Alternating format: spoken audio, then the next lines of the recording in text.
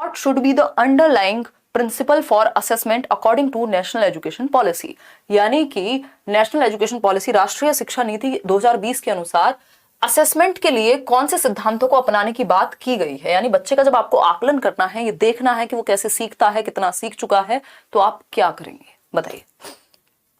पोल में जवाब दीजिए। प्रीमैरिली टेस्टिंग रोट मेमोराइजेशन स्किल्स, यानी रट्टा कितना अच्छा लगाता है ये देखेंगे। एक होती है रोट मेमोराइजेशन, रोट लर्निंग, दूसरा होता है मीनिंगफुल लर्निंग। रोट मतलब रटना, रटंत विद्या लेकिन चलंत नहीं, तो रटने को हम बढ़ावा नहीं देते, तो रटने के कौशल को कि वो कितना बढ़िया रट लेता है। 3 इडियट्स याद कीजिए, वो चतुर रामलिंगम जब वो बाद में भाषण दे रहा होता है रट के, तो रटने पे फोकस नहीं करना, मीनिंगफुल लर्निंग पे करना है। तो रटने के लिए तो नेशनल एजुकेशन पॉलिसी नहीं कह रही है।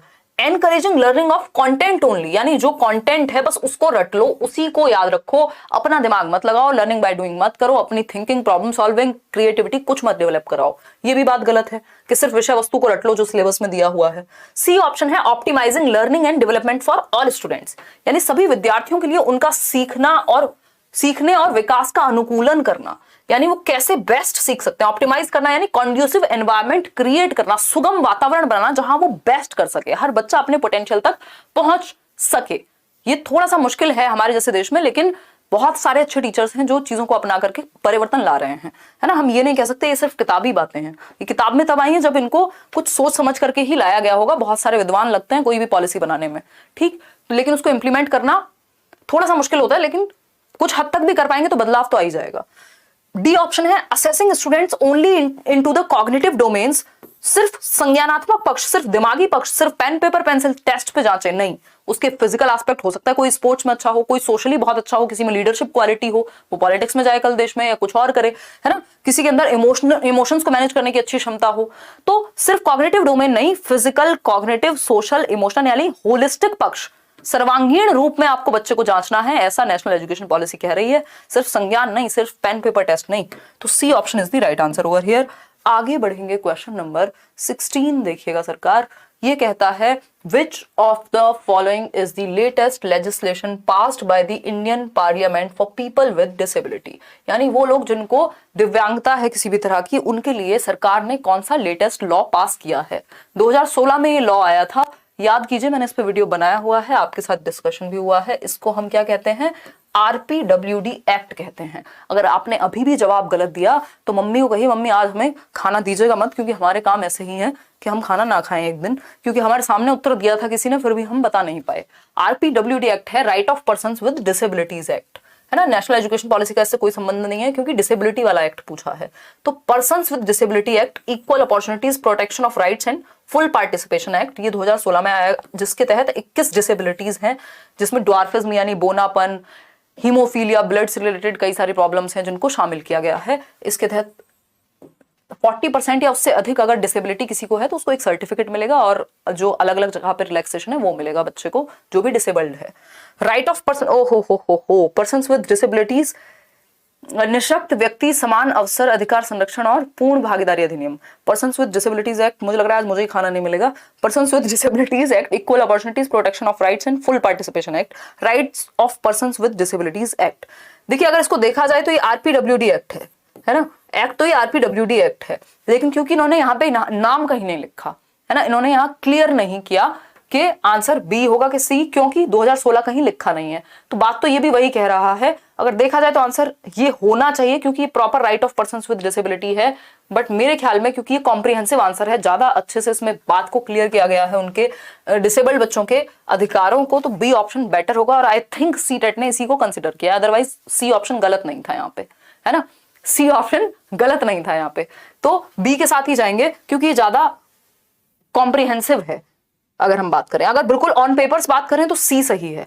तो अब क्या कर सकते हैं, बोर्ड है आपका, कुछ भी कर सकता है, हम क्या ही करें, ठीक। तो बी ऑप्शन गलत नहीं है क्योंकि इसमें ज्यादा कॉम्प्रिहेंसिवली बात की गई है, तो बी के साथ ही जाएंगे। सी भी गलत नहीं मानेंगे हम, बट नंबर आपको बी के ही दिए हैं इन लोगों ने मेरे ख्याल में। क्वेश्चन नंबर 17 देखिएगा, which of the following statement accurately describes the spirit of inclusion in a primary classroom, यानी प्राइमरी क्लासरूम में इंक्लूजन मतलब एजुकेशन फॉर ऑल, अगर कोई डिसेबल्ड बच्चा है वो भी पढ़े, कोई स्पेशल यानी नॉर्मल बच्चा है, स्पेशल बच्चा है, गिफ्टेड बच्चा है, सब पढ़ सके। ठीक, हाँ ग्रेस दे दिया, बिल्कुल। निम्नलिखित में से कौन सा कथन प्राथमिक शिक्षा में समावेशन की भावना का सटीक रूप से वर्णन करता है? यानी हर बच्चे को सेम क्लासरूम में, रेगुलर क्लासरूम में पढ़ने का अधिकार है। बताइएगा फटाफट से। Teacher promotes the use of a standard and uniform language. देखिए स्टैंडर्ड देख करके खुश मत हो जाइएगा, स्टैंडर्ड खराब है, यहाँ पे फ्लेक्सिबिलिटी होनी चाहिए, सबके लिए एक जैसा नहीं, डिफरेंशिएटेड इंस्ट्रक्शन होनी चाहिए, यूनिफॉर्म लैंग्वेज नहीं मल्टीपल लैंग्वेज होनी चाहिए। टीचर होल्ड्स प्रेजुडिस, यानी टीचर जो है वो क्या हो, पूर्वाग्रह रखता हो किसी एक जाति विशेष समुदाय के प्रति या फिर लड़के लड़कियों के प्रति, अरे ये तो ऐसे ही होते हैं, अरे तुम थोड़ा ना सीखोगे, ये वाला बच्चा मेरा फेवरेट है, तो ऐसा पार्शियल टीचर अगर होगा तो बर्बाद है बच्चे फिर। ठीक, सी ऑप्शन है, teacher does not have any expectation from children with special educational needs. भैया टीचर की कोई एक्सपेक्टेशन ही नहीं है कि जो स्पेशल चाइल्ड है, जिसको देखने में समस्या है, चलने में समस्या, कोई और प्रॉब्लम है, कि उससे तो वैसे ही कुछ नहीं होगा, तुमसे ना हो पाएगा, तो उस केस में तो बच्चे की जो पोटेंशियल होगा वो ही नहीं निकल के आ पाएगा। तो ये तो हमें नहीं चाहिए कि टीचर उनसे एक्सपेक्टेशन ही ना रखे।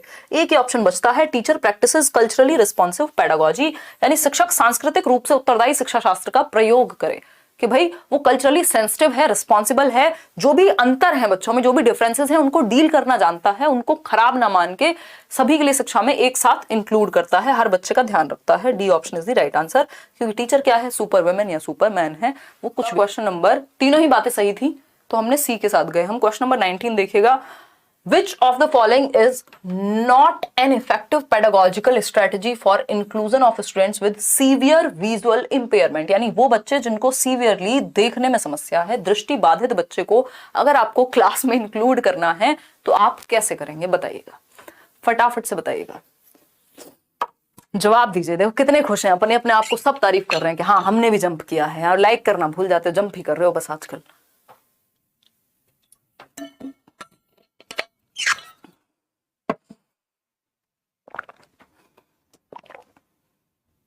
कोई कह रहा है वो तो आप हो, मेरे तो आंसू ही आ गए, रो लेती हूँ भले, जितनी तारीफ। देखिएगा, अगर हम बात करते हैं किसकी, कि इनमें से कौन सा जो है वो बच्चा जो दृष्टि बाधित है उसके साथ डील करने का गलत तरीका है ना, सही नहीं है, ध्यान से पढ़िएगा, सही नहीं है, प्रभावशाली ढंग नहीं है। स्पीकिंग क्लियरली एंड एक्सप्लिसिटली, ये बात सही है, अगर जिस बच्चे को देखने में समस्या है तो आप उसको क्लियरली, उच्चारण आपका स्पष्ट होना चाहिए, आप क्लास में क्लियरली बोलें ताकि समझ आ जाए, तो ये तो सही तरीका है, हमें गलत तरीका चाहिए। 3 डायमेंशनल मैप्स एंड चार्ट्स, ताकि बच्चा 3 डायमेंशनल कोई चीज होगी तो उसको टच और फील कर पाएगा। अब मान लीजिए मैं ये बॉटल बच्चे को दूं टच करने के लिए और उसको पिक्चर दूं, तो पिक्चर में तो उसको वैसे देखने में समस्या है, लेकिन बॉटल को वो टच कर लेगा, तो 3 डायमेंशनल चीजें बेटर हैं। अगर हम ये कॉन्क्रीट चीजें बेटर हैं, felt books and felt boards, ऐसे बोर्ड्स जिनको टच करके फील किया जा सके, टेक्टाइल मटेरियल ठीक है। Use of computers to give visual presentation, भैया जिस बच्चे को देखने में समस्या है आप उसको कंप्यूटर पे प्रेजेंटेशन दिखा रहे हैं, सुंदर सी पिक्चर दिखा रहे हैं, जिसको देखने में समस्या है उसको दिखाएंगे थोड़ी, यार देखने में तो पहले ही समस्या है, उसको टच या फील है, उसके बाकी के 4 सेंसेस यूज करते हैं आप, ठीक, तो D option is the right answer. आगे बढ़ेंगे, क्वेश्चन नंबर 20 देखिएगा एक बार, 20वां सवाल, आपका फेवरेट तरीका, इस बार ये टाइप चेंज हुआ था थोड़ा सा, ये पहले कभी सीटेट में नहीं आया था कि एक स्टेटमेंट दिया है और फिर रीजन, ऐसे इस बार खूब भरपूर क्वेश्चन इन्होंने दिए हैं। अब भरपूर का मतलब हद से हद 2-3 क्वेश्चन, अगर 30 क्वेश्चन में से माने हम। जवाब दीजिएगा, जवाब। अभिकथन शिक्षकों को सभी बच्चों के अर्थपूर्ण सीखने के लिए अधिगम के विविध मौके मुहैया कराने चाहिए, यानी teacher should provide diverse learning opportunities, यानी डिफरेंट तरीके सीखने के, टू फैसिलिटेट मीनिंगफुल लर्निंग, यानी बच्चों के जीवन से जुड़ जाएगी अगर कोई बात तो वो मीनिंगफुल होगी।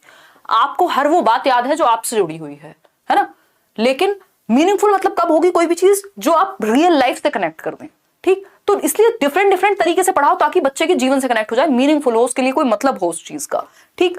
अगर इसके रीजन की बात करें तो इसका रीजन ये है कि all children have the potential to learn, क्योंकि हर एक बच्चे में सीखने की क्षमता है। याद रखिएगा, चाइल्ड सेंटर्ड पेडागोजी 3 चीजों को मानती है, कि मैंने बहुत बार डिस्कस किया और आपके बहुत सारे क्वेश्चंस इस बात से सॉल्व हो जाएंगे। चाइल्ड सेंटर्ड मतलब जहां बच्चे को प्रेफरेंस दी जाती है, जहां बच्चे को सेंटर में रखा जाता है, ये जॉन डुई प्रोग्रेसिव एजुकेशन वाली ही बात है। चाइल्ड सेंटर्ड एजुकेशन क्या कहती है? चाइल्ड सेंटर्ड एजुकेशन 3 बातें कहती है कि बच्चा क्या है, हर एक बच्चे में सीखने की क्षमता है, यानी पोटेंशियल है सीखने का हर एक बच्चे में, है ना, उसके पोटेंशियल के अनुसार आप उसको सिखाइए। पोटेंशियल टू लर्न यानी बच्चे में क्षमता है सीखने की। बच्चे क्या है, क्यूरियस होते हैं बचपन से ही, इनेट एबिलिटी होती है सीखने की, आंतरिक क्षमता के साथ जन्म लेते हैं। दूसरा, क्यूरियस होते हैं बाय बर्थ, यानी जिज्ञासु होते हैं हम ही लोग हैं जो जिज्ञासा मारते हैं बच्चे की।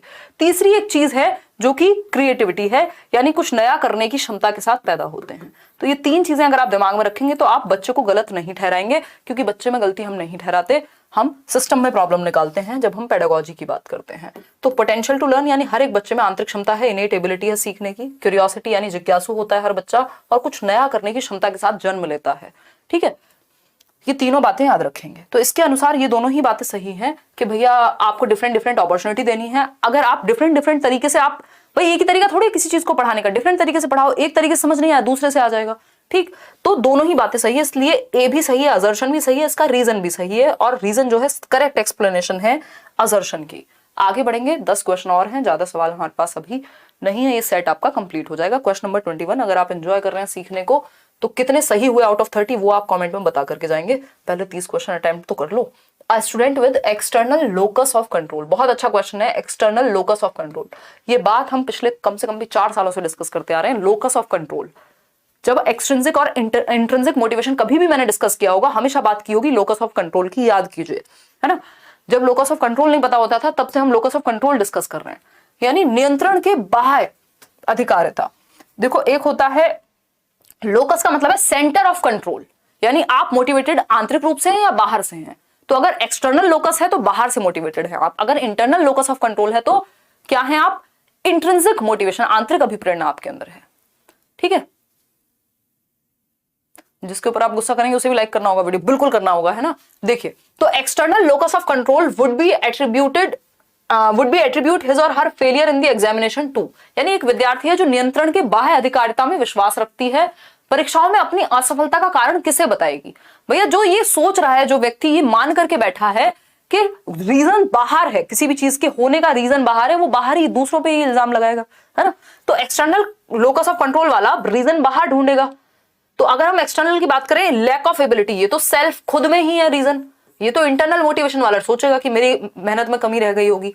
लैक ऑफ प्रेपरेशन, ये भी सेल्फ पे ही है, ये भी इंटरनल मोटिवेशन वाला ही सोचेगा, जिसका लोकस ऑफ कंट्रोल इंटरनल है चीजों को लेकर के। फॉल्टी एटीट्यूड, कि मेरे ही एटीट्यूड में कमी रही होगी, नजरिए में मेरी मेहनत ठीक नहीं थी, ये भी सेल्फ है। लेकिन बाहर क्या है, बैड लक, ये क्या है, आउटसाइड, खुद में नहीं है, ये एक्सटर्नल रीजन है ना। ये क्या एक्सटर्नल है। कुछ लोग होते हैं ना, उनके साथ दुनिया में कुछ भी हो जाए दुनिया की गलती है, उनकी कभी कोई गलती नहीं होती जीवन में, है ना। तो अगर हम बात करें बुरी किस्मत, तो ये कहेगा बैड लक, अरे यार वो तो किस्मत से चल रहा है, वो तो किस्मत से ये हो रहा है। इस तरह की बातें आपने बहुत सुनी होंगी। इसका मतलब ऐसे लोग ये मानते हैं कि जो कंट्रोल है, लोकस ऑफ कंट्रोल है, वो बाहर है, अंदर कुछ नहीं है, मतलब आपकी मेहनत, आपकी एबिलिटी, आपके एफर्ट मैटर ही नहीं करते। ये वैसे वाले लोग हैं। तो बुरी किस्मत, बैड लक को ये एक्सटर्नल रीजन ढूंढेंगे किसी भी चीज के होने का, अपने फेलियर के लिए बाहर ढूंढेंगे रीजन। क्वेश्चन नंबर 22 देखिए एक बार, ये कहता है which of the following should be kept in mind while creating an effective environment, यानी एक अच्छा एनवायरमेंट जब आप पढ़ने के लिए, प्रोग्रेसिव क्लासरूम जहां पे लर्निंग बाय डूइंग होगी, एक अच्छे एनवायरमेंट के बारे में कौन सी बात सही है, बताइएगा। पहला ऑप्शन है methods of arranging the material to encourage exploration, यानी अन्वेषण को प्रोत्साहित करने के लिए सामग्री को व्यवस्थित करना, यानी आप चाह रहे हैं कि बच्चा एक्सप्लोर करे, बिल्कुल अच्छी बात है, हम बच्चों को वैज्ञानिक बनाना चाह रहे हैं, क्यूरियोसिटी बढ़ेगी उसकी, वो अलग अलग चीजें, डिफरेंट चीजें ट्राई करेगा। तो ways of supporting students in risk taking, यानी वो थोड़ा सा जोखिम लेना भी सीखें, ऐसा नहीं सिर्फ सेफ खेलते रहें, है ना, कुछ डिफरेंट कर पाए। Putting students of some ability in one group, same ability होगा ये जहां तक है, यानी सेम एबिलिटी वाले बच्चों को एक ही ग्रुप में डालें, नहीं, डिफरेंशिएटेड ग्रुपिंग होनी चाहिए, ना कि सेम एबिलिटी वाले बच्चों को अगर आपने डाल दिया तो सारे बच्चे 60% वाले हैं, 90% वाले हैं, वो नया नहीं सीख पाएंगे कुछ, तो ये गलत है। वेरिड मेथड्स ऑफ असेसमेंट, ये बात सही है, डिफरेंट तरीके अपनाएं असेसमेंट के। फर्स्ट सही है, सेकंड सही है, फोर्थ सही है, थर्ड सही नहीं है। तो फर्स्ट, सेकंड और fourth is the right answer, मतलब C option is the right answer over here. आगे बढ़ेंगे, क्वेश्चन नंबर 20, मिक्स्ड ग्रुपिंग करनी होती है हमें। मिक्स्ड ग्रुपिंग मतलब डिफरेंट एबिलिटी वाले बच्चों को हम एक साथ रखेंगे, सेम एबिलिटी वाले बच्चों को नहीं। क्वेश्चन नंबर 23 देखिए, which of the following is a cooperative learning strategy, यानी कि सहगामी अधिगम युक्ति है। सहगामी अधिगम युक्ति है, यानी कोऑपरेट करके सीख रहे हैं बच्चे, एक दूसरे के हेल्प से सीख रहे हैं। तो कौन से एक तरीका है जो एक दूसरे के सहयोग को बढ़ावा देता है। पहला ऑप्शन है शेपिंग। शेपिंग एक डिफरेंट तरीका है जो बिहेवियरिज्म में यूज होता है। स्किनर इसकी बात करते हैं, आदत डलवाने जैसा ही है ये, लालच दे करके।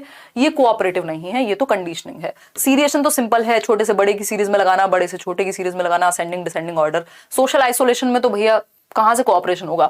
अगर आप सामाजिक रूप से अलग थलग अकेले ही रहेंगे, किसी को दिखाएंगे नहीं अपने नोट्स, कुछ बात नहीं करेंगे, किसी से कोई डिस्कशन नहीं करेंगे, तो इसमें तो कोऑपरेशन की संभावना ही खत्म हो गई। कोऑपरेशन कब होगा? जब दो या दो से अधिक लोग मिलकर के साथ आएंगे।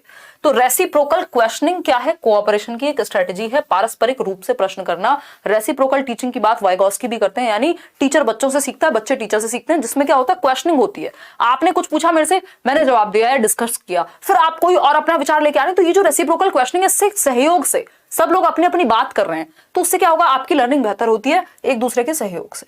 तो रेसिप्रोकल मतलब आपस में आप क्वेश्चनिंग कर रहे हैं। क्वेश्चन नंबर 24 देखिएगा, ये क्या कहता है समझते हैं।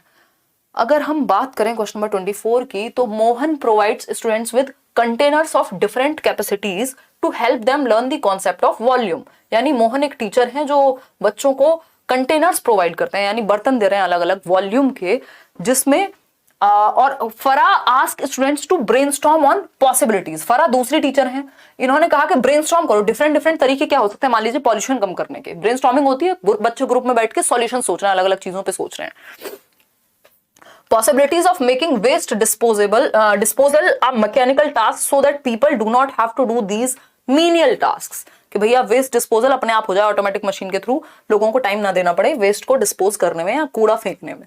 Both of the teachers are employing dash in their classroom. दोनों टीचर कर क्या रहे हैं? एक टीचर है जिसने डिफरेंट डिफरेंट, मतलब बच्चे तो एक्टिव हैं दोनों की क्लास में, सिंपल बात है।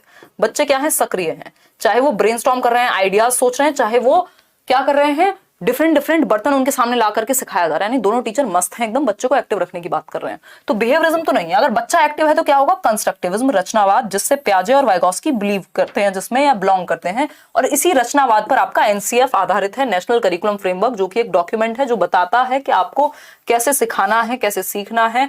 ये सारी गाइडलाइंस एनसीएफ में है। तो ये रचनावाद है, जहां पे बच्चा मीनिंगफुल लर्निंग होगी, एक्टिविटी करके सीखेगा रचनावाद में। प्याजे, वाइगॉस्की, ब्रूनर क्या है? रचनावादी हैं। ये कोई डायरेक्ट इंस्ट्रक्शन या ऑपरेंट कंडीशनिंग नहीं है। एक और चीज हम यहाँ याद रख सकते हैं, एक नंबर में क्वेश्चन आया हुआ है, आ सकता है, पूछ सकता है। वाइगॉस्की जो है वो सोशल कंस्ट्रक्टिविस्ट हैं, है ना, सामाजिक रचनावादी हैं, मैं शॉर्ट में ही लिख रही हूँ। और अगर हम बात कर रहे हैं प्याजे की, तो वो रेडिकल कंस्ट्रक्टिविस्ट हैं, यानी वो रेडिकल रचनावादी हैं। कौन? प्याजे। इन दोनों में ये डिफरेंस है, ठीक। बाकी हैं दोनों कंस्ट्रक्टिविस्ट ही, यानी रचनावादी ही हैं, दोनों बच्चे को एक्टिव रखने की बात करेंगे, ये समाज में और ये एक्टिविटी खुद से। तो B option is the right answer. फटाफट से चलेंगे नेक्स्ट क्वेश्चन पे। क्वेश्चन नंबर 25 कहता है, ये आपका एक और क्वेश्चन जो कथन और कारण पर बेस्ड है, रीजन और असर्शन। कथन क्या है? Apart from academic learning it is important to focus on the socio emotional needs of the students in an educational setup. यानी शिक्षा का जो ढांचा है उसमें सिर्फ हम एजुकेशनल चीजें ही ना सीखें, सिर्फ हम सब्जेक्ट्स को ही ना पढ़ें, सिर्फ एकेडमिक्स ही ना पढ़ें, हम सोशियो इमोशनली भी बेहतर हों। यानी हम एक दूसरे को समझ पाएं, एक दूसरे को सहयोग कर पाएं, क्योंकि हम क्या है? ग्रुप में रहते हैं मनुष्य, ठीक है।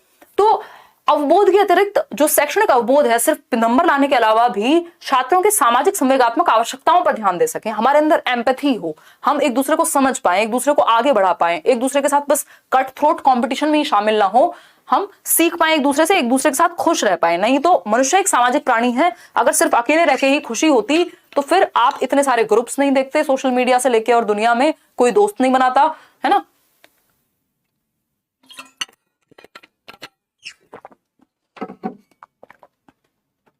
देखिएगा, तो बात तो सही कह रहे हैं ये कि भैया सिर्फ पढ़ाई लिखाई नहीं, सोशियो इमोशनल भी बच्चे की नीड्स को आपको समझना है। सही बात है, ट्रू है ये बात, इसको गलत नहीं कह सकते। इसका रीजन क्या दिया है? Emotions play a significant role in cognition. कि भैया अगर आप बच्चों को इमोशनली सेफ फील कराएंगे, वो अच्छा महसूस करेगा। यदि जैसे आप इस क्लास में मजा आ रहा होगा आपको, अब मजा आएगा तो आप सीख भी जाएंगे। मतलब इमोशंस का आपके कॉग्निशन पे अच्छा खासा प्रभाव है, आपके दिमाग पे दिल का अच्छा खासा प्रभाव है। यानी दोनों ही बातें सही हैं। Both A and R are true and R is the correct explanation of A. यानी दोनों सही है और करेक्ट रीजन दिया है असर्शन का। यहाँ पे क्वेश्चन नंबर 26 देखिएगा एक बार। Understanding errors made by children, यानी बच्चों की जो गलतियां हैं एकेडमिक वर्क में, बच्चे गलतियां करते हैं, इसको समझने से क्या बेनिफिट होगा आपका एज अ टीचर। नोट्स बहुत जल्दी देंगे, थोड़ा सा समय दे दीजिए। मम्मी को गांव लेके जाना है संडे को, और थोड़ी सी फुर्सत नहीं मिल पा रही, कर देंगे जुगाड़ बहुत जल्दी। बताइएगा, जल्दी से जवाब दीजिए। आज तो आप लोग 13,000 लोग टिके ही हुए हैं तब से, हैं, जबकि इतनी रात हो चुकी है। सोने का समय नहीं आया क्या आपका? है hi Rishu bro, how are you? नींद नहीं आ रही आज? गुड गुड, पोल आज टाइम पे आ रहे हैं आपके। देखिए, अगर हम बात करें understanding errors made by children in academic work, मतलब शैक्षणिक कार्यों में जो आप उसको काम दे रहे हैं बच्चे को, कोई क्लास वर्क है, होमवर्क है, उसमें गलतियों को अगर आप समझेंगे एज अ टीचर तो इससे क्या फायदा होगा। पहला है, is relevant merely in assessing students intellectual abilities, यानी केवल विद्यार्थियों की बौद्धिक क्षमताओं का आकलन करने में प्रासंगिक है। नहीं, आपको समझ में आएगा वो समझता कैसे है, सीखता कैसे, उसका स्टाइल क्या है। इज रेलिवेंट ओनली टू जज टीचर्स एफिशिएंसी, नहीं, is relevant to understand teaching as well as learning process. ये बात सही है, आप अपनी टीचिंग के बारे में जानेंगे गलतियों से बच्चे की, और बच्चे की लर्निंग के बारे में जानेंगे कि वो सीखता कैसे और आपके सिखाने में क्या कमी रह गई है। तो आप दोनों के लिए फीडबैक है। गलतियां जो हैं वो बहुत ही प्यारी चीज होती है जिससे आप बच्चे की लर्निंग को समझ पाएंगे और अपने टीचिंग मेथड में परिवर्तन ला पाएंगे। ऐसा नहीं कि टीचिंग के लिए कोई रेलेवेंस नहीं रखती, ऐसा नहीं है। तो C option is the right answer. Question number 27 देखिएगा, क्रिटिकल थिंकिंग इन्वॉल्व्स, यानी समालोचनात्मक चिंतन। समालोचनात्मक चिंतन क्या है? क्रिटिकल थिंकिंग, यानी थोड़ी सी ओपन एंडेड थिंकिंग, सिर्फ सही और गलत के रूप में ना देखना चीजों को एनालाइज करना, चीजों को समझ पाना, कौन सी बात कहां से आ रही है, सिर्फ विश्वास ना कर लेना, फैक्ट्स और ओपिनियन में अंतर कर पाना, ये सारी चीजें। कोमल कह रहे हैं सब गंभीर हैं पढ़ाई के लिए। हाँ, पेपर आ रहा है ना, पेपर आते हुए तो आप लोग सब इतना ध्यान अगर आप साल भर दे लें तो क्या करते हैं, दुनिया पलट में आप। कुछ लोग हैं वैसे जो साल भर पढ़ते हैं। क्रिटिकल थिंकिंग निम्नलिखित में से समालोचनात्मक चिंतन, यही मोटिवेशन बना के रखनी है, क्योंकि आज भी मैं क्लास में भी कह रही थी, लोग 45 वैकेंसीज में भी सिलेक्शन ले रहे हैं, है ना, और लोग 4,500 में भी नहीं ले पा रहे हैं। तो अगर आप मेहनत नहीं कर रहे हैं, अगर आप बाहर एक्सटर्नल लोकस ऑफ कंट्रोल रखेंगे कि हम कहाँ धरना दे दें, कहाँ हम ये कर दें, वो चीजें बुरी नहीं है, बट आपके पास जो अभी का मेजर कंट्रोल है वो है आपकी पढ़ाई, कि जब भी मौका मिले आप उस मौके को ना छोड़ें। देखिएगा, क्रिटिकल थिंकिंग की जब हम बात कर रहे हैं तो क्या है क्रिटिकल थिंकिंग? चीजों को हर एक एस्पेक्ट में देख पाना, डिफरेंट वेज में देख पाना, उनको क्रिटिकली एनालाइज कर पाना, यानी उनको टुकड़ों में तोड़ करके समझ पाना कि किसी चीज का कोई रीजन है तो क्या है, उसका विश्लेषण कर पाना, फेल हुए तो क्यों हुए, किस सब्जेक्ट में कमी रह गई, किस टॉपिक को समझने में दिक्कत हुई, ये आपने एनालाइज किया। ठीक, मनन, रिफ्लेक्शन करना, रिफ्लेक्ट किया आपने, प्रकाश डाला कि यार ये हुआ था उस टाइम पे, मैंने ये चीज ऐसे कर दी थी, वो गलती अगर मैंने पढ़ के समझने में गलती ना की होती तो मेरे नंबर यहाँ पे आ जाते, मैं पास हो जाता। ठीक, तो ये क्या है? रिफ्लेक्शन है, आप प्रकाश डाल रहे हैं कि वो गलती बचपन में पहला प्यार में हुआ होता तो आज तो पता नहीं मैं आईएएस होता या होती, है ना, ये रिफ्लेक्शन है। ठीक, अगर हम एनालिसिस की बात करें, रिफ्लेक्शन की बात करें, बिल्कुल क्रिटिकल थिंकिंग में जरूरी होता है। अब आपका प्यारा शब्द मेटाकॉग्निशन। मेटाकॉग्निशन क्या है? इस बार आप क्या है, पहले से ही तैयार है मेटाकॉग्निटिवली, यानी थिंकिंग अबाउट थिंकिंग। जब आप सोच रहे हैं कि मैं इस बार मेहनत करूंगा तो आप इस बार ये भी सोच रहे हैं कि मेहनत इस तरह से करनी है कि ऑनलाइन एग्जाम है तो टाइम भी लिमिटेड होता है, कई बार टाइम ऑपोजिट चलेगा, तो मैं क्या करूंगी या करूंगा, है ना, प्रैक्टिस मेरी अच्छे से अच्छी कैसे होगी, मेरे प्रीवियस ईयर पिछली बार इतने नहीं किए थे, इस बार प्रीवियस ईयर को भी एनालाइज करूंगा कि 4 ऑप्शन में से अगर कोई अलग है तो उसको कैसे उस पर सोचना है, यानी thinking about thinking, awareness about awareness के स्ट्रेटेजी बनाऊंगा, लेकिन उसके ऊपर भी सोचूंगा कि क्या ये स्ट्रेटेजी सही है, कितनी सही है, इसमें और क्या हो सकता था। ठीक, तो ये परासंज्ञान है, जब आप रेगुलेट करते हैं अपनी थिंकिंग, प्लान बनाते हैं, कंट्रोल करते हैं, मैनेज करते हैं चीजों को। ठीक, इस पे एक वीडियो अलग से भी बना दूंगी मैं। तो मेटाकॉग्निशन, एनालिसिस, रिफ्लेक्शन तीनों आ जाते हैं क्रिटिकल थिंकिंग में, जब आप किसी चीज पर क्रिटिकली सोचते हैं, अलग अलग पक्षों से सोचते हैं। क्वेश्चन नंबर 28 देखिए, सेकंड लास्ट क्वेश्चन है, फिर आप अपने घर जाइएगा और सो जाइएगा। आई मीन आप अपने घर में ही होंगे, बट फिर भी आप अपने घर जाइएगा और सो जाइएगा। देखिएगा, क्वेश्चन नंबर 28 है, अनीता जो कि एक टीचर है 4th ग्रेड की, यानी 4th कक्षा की, is facing a situation in her class where several students are reporting boredom. इनके सामने एक समस्या आ रही है कक्षा 4 की अध्यापिका के सामने कि बच्चे बोर हो रहे हैं क्लास में, नींद आती है उनको, सो जाते हैं, जबाइयां लेते रहते हैं, उबासियां लेते रहते हैं और सो जाते हैं। ठीक, in ongoing theme in this scenario she should, यानी कि इस स्थिति में क्या करना चाहिए टीचर को कि बच्चे बोर हो रहे हैं, तो अब डांस करके दिखाएं या क्या करें, या ऐसे तरीके से पढ़ाएं कि बच्चे अपने आप जाग जाएं। ठीक, बताइएगा। इग्नोर कर दीजिए, इग्नोरेंस इज नॉट ब्लिस, यानी इग्नोर अगर आप कर देंगे तो फिर प्रॉब्लम सॉल्व कब होगी? सिर्फ इग्नोर करने से काम चल जाएगा? नहीं चलेगा। पनिश द स्टूडेंट्स, आपको पनिशमेंट देने का, दंड का कोई अधिकार नहीं है। राइट टू एजुकेशन साफ साफ कहता है कि आप कॉर्पोरल पनिशमेंट नहीं दे सकते, बच्चे को मुर्गा या मुर्गी नहीं बना सकते, आंखें नहीं दिखा सकते। सी ऑप्शन है, reflect on the content of lesson and method of teaching, ये बात सही है कि आप रिफ्लेक्ट करेंगे, आप प्रकाश डालेंगे कि कहीं आपके मेथड ऑफ टीचिंग में कोई कमी तो नहीं है, आपके कंटेंट में कोई कमी तो नहीं है। हमारे साथ प्रॉब्लम यही है, ज्यादातर लोगों की आदत ऐसी हो जाती है, वो खुद में कमी कभी नहीं देखना चाहते, है ना। वो चाहते हैं कि भैया बच्चे को समझ नहीं आ रहा, उसमें प्रॉब्लम है, जबकि ये आपकी जिम्मेदारी है कि आप इंटरेस्ट नहीं क्रिएट कर पाए।